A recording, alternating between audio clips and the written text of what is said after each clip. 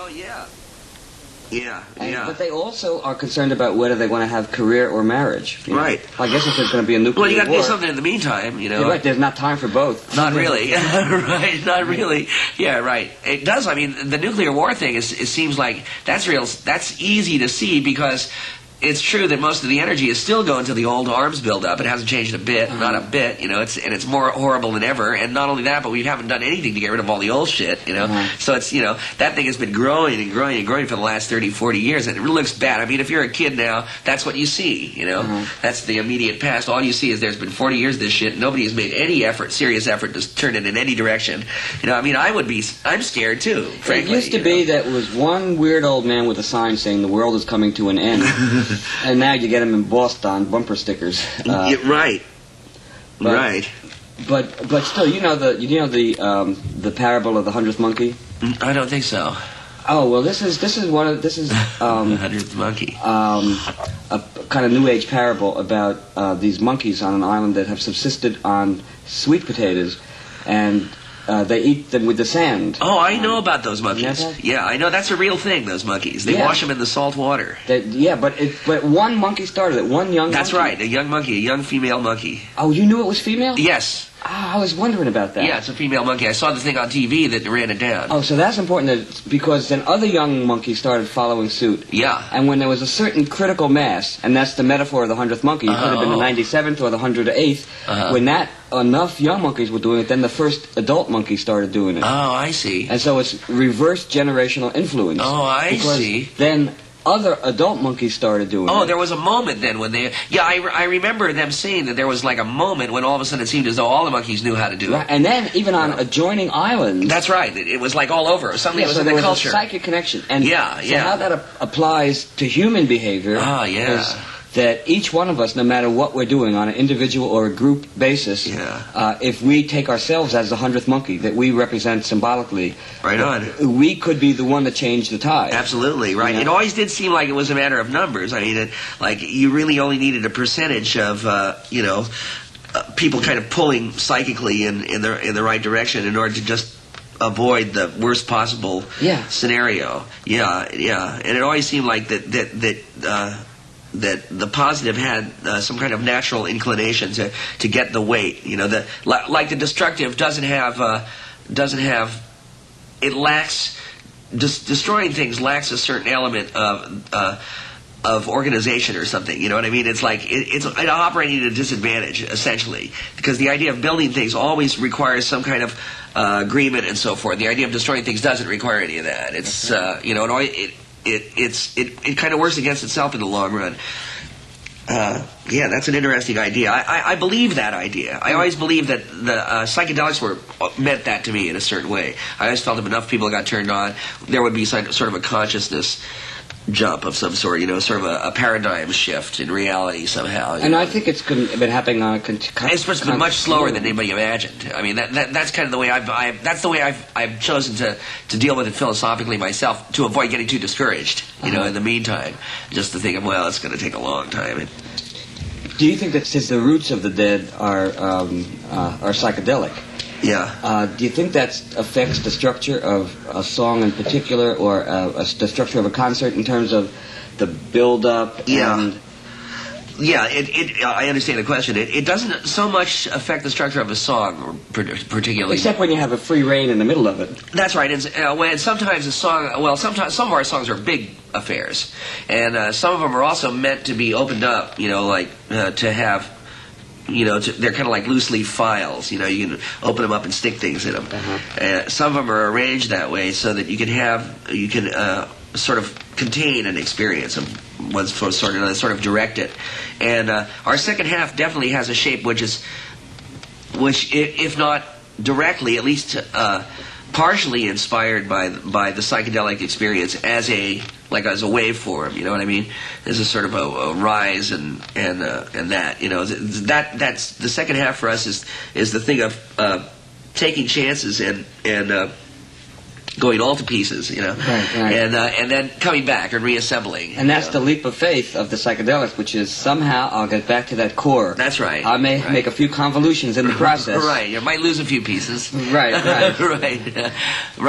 But you don't despair about seeing yourself go completely to pieces. Right. You don't despair about it. You let it go. Not only do you let it go, but you find a positive virtue in, you know. Yeah. If I play out of tune, it's just so I have something more to compare. Absolutely. Playing in tune too. Absolutely, right. And we've been doing some interesting things now. The last year or so, actually the last 2 years, we've been doing like our most free-form stuff, the stuff that's not really attached to any particular song, but is just free-form music. It's not rhythmic. It's not really attached to any musical norms. You know, it's the completely weird shit.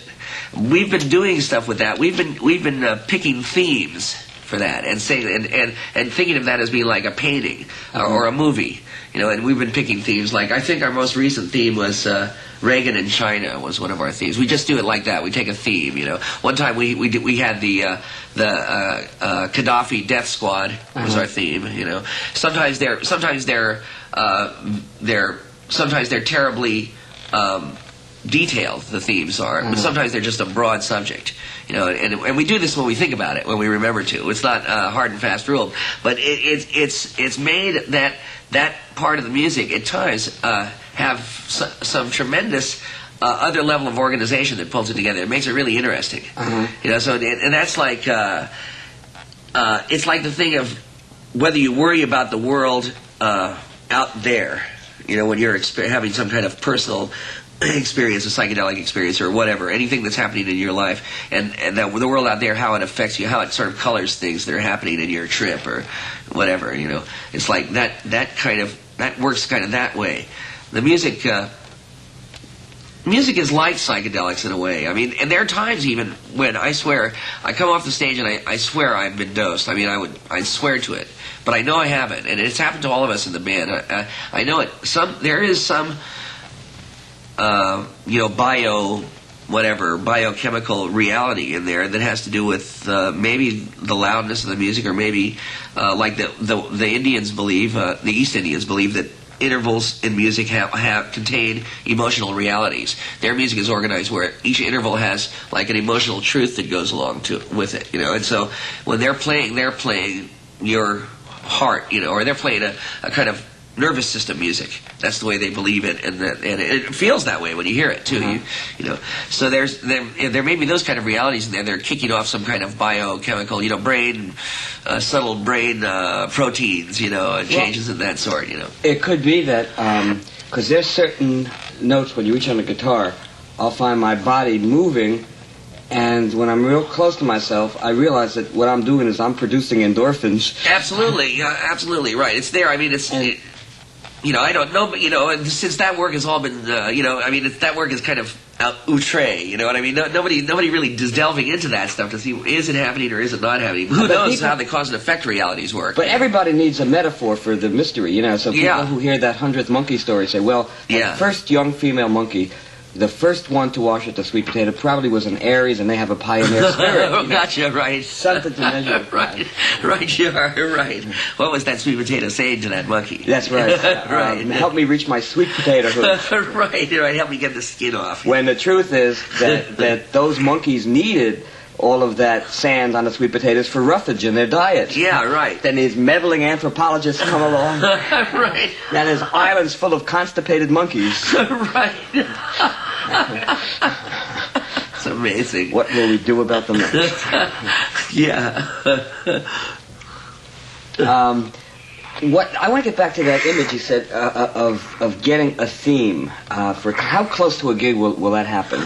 Just before, you know, because it's like current events. You know, just to kind of discuss it. Yeah. Like whoever gets the idea, we'll just say it. Hey, tonight it's blah. You know, and I mean, it's not that often that we in fact we've never had any kind of we don't argue about it or anything. It's like you know, somebody has an inspiration. Right. You know, so tonight it's you know. The Bongo Straits, 1940, you know, or something, you know, whatever it is, you know, Pearl Harbor, you know, anything.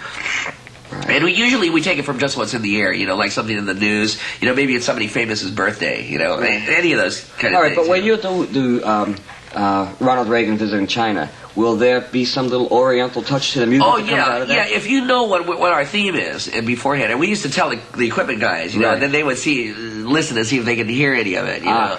And there'll be a little of it there because there's always the thing of wanting to paint pictures, doing something that's more or less literal. But a lot of times it doesn't come off that way, but it does. What it does do is provide this invisible infrastructure. You know what I mean? Which everybody can interpret freely. It's a neat thing, because everybody can interpret it however they want, and it still provides a kind of a centerpiece for us all to look at.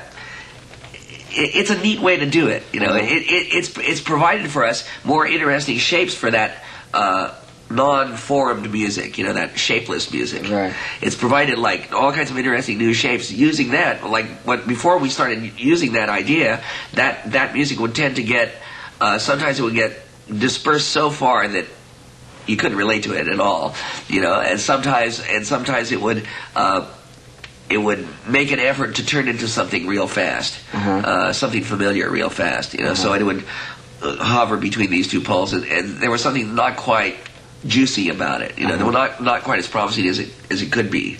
Well, because some things have more elements. If you were to take as a theme the Russians having dropped out of the Olympics, you can get... That might be our theme tonight. Oh, good. Yeah. I get subliminal credit. Yeah, right, sure, I'll use that in fact. I'll mention that to the boys, that'll be good. Yeah, because then you can get in, themes like a Russian Kazutsky and the theme from Rocky combined. Yeah, that's right. Little sports figures, and sounds, like the Cossacks and the horses on the steppes, frozen, crunching snow, and I mean, you can. The nice thing about just sounds is you can paint pictures of anything, weather, and you can use any turn of any frame, Well, that was always the advantage of radio over TV. On radio, they'd say, well, here we are on the moon. And right. you kind of imagine stuff. But on TV, you say that, you have to have a whole set built. That's right, exactly. Radio used to be so great for that element of listener participation. That was beautiful. That was neat.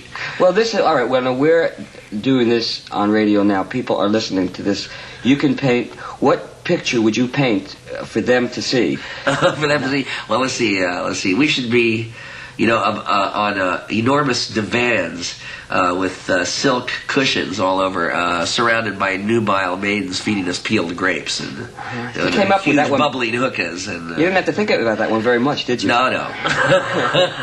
It's just all I had to do was tune into rock and roll reality. Right. That rock and roll place where things happen. Like interviews. And so as you listeners look around the room there, you'll see there are some young female monkeys washing sweet potatoes right.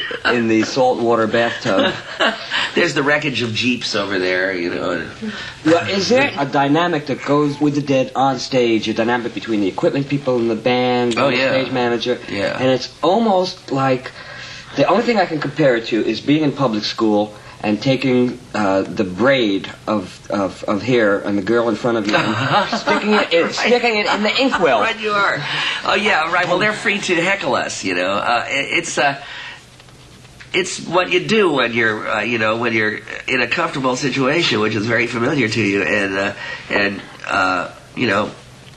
that you have that kind of freedom, you have that kind of looseness. It's what you do. That's all. Oh, but the audience even does it when they're close enough, right? I mean, physically close enough. So when the stage is small enough, the people down in front get right into it too. They jump right on that too. I love that stuff myself.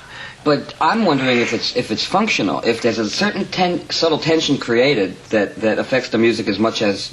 Well, I think it might be functional in a lot of ways. For me, it helps to normalize the situation, because I always am battling stage fright, which is like my primal enemy. It's like it's always working on me at some level, and I've always had to do a lot of things to get myself to be there on stage, to not be in a flight or fight space, you know what I mean? I've always had to settle myself. So the thing is that anything that lends itself toward sort of normalizing the situation helps me psychologically, personally. So that kind of stuff, just that the accessibility of it, the routine quality, the trust behind it, I think, is important. All that stuff is those things are all those kind of things. They really help me on that level of just kind of centering myself. I mean, I have a tremendous battle with that. That's always. Do you have any rituals that you go through? Oh yeah, I mean, my whole thing is like, I mean, if I were to translate myself into superstition, I mean, I would have rabbit's feet and, well, you know what I mean? I'd be festooned with that stuff. Yeah, my whole routine before going into a show is a ritual designed to tunnel vision myself away from that stage fright thing. It permeates me. It really does. It's a terrible enemy of mine, and it hasn't gotten better over the years either. You know, I always hoped it would, but it's a funny thing though. There's a demarcation moment somewhere that on stage, maybe after the third song, maybe the fourth, you know, somewhere along the line, when all of a sudden that just disappears and it's gone. It's as though it never were there. And from then on, it's totally cool. But every night, it's the same thing.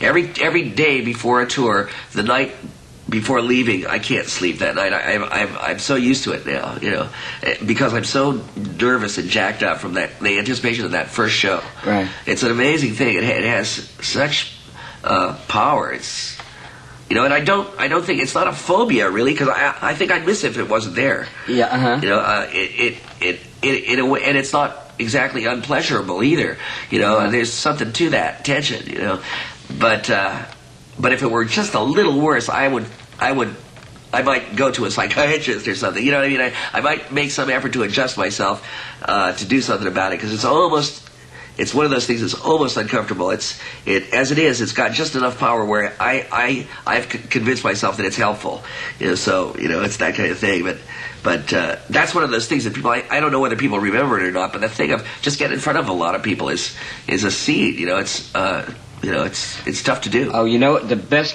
description I've heard of that, and it applies as a filter to see a lot of human behavior through, is a phrase in a novel by Aldous Huxley. It's the only phrase I read in the whole book, because I didn't want to, everything else would have been anticlimactic. The phrase was excruciating orgasms of self-assertion. Oh boy, oh boy, you said it. And that's what it is. You know? Yeah, oh boy, yeah. Okay, well, do you have any concluding statements, like always leave your shower curtain inside the tub? That sounds good to me. I think it's... And keep your feet out of the toilet. Right, because those constipated monkeys need it in case they get that bootleg X-Lax. Right, those other sweet potatoes. Although Black, you know, it is a good way to wash your feet. I guess it probably is, that running water. It'd probably actually be pretty refreshing too on a hot day. Yeah. Right. Well, okay, New Yorkers, get in your toilets right now. Right. If you want to put your feet in the toilet, remember, what's a democracy for? That's right.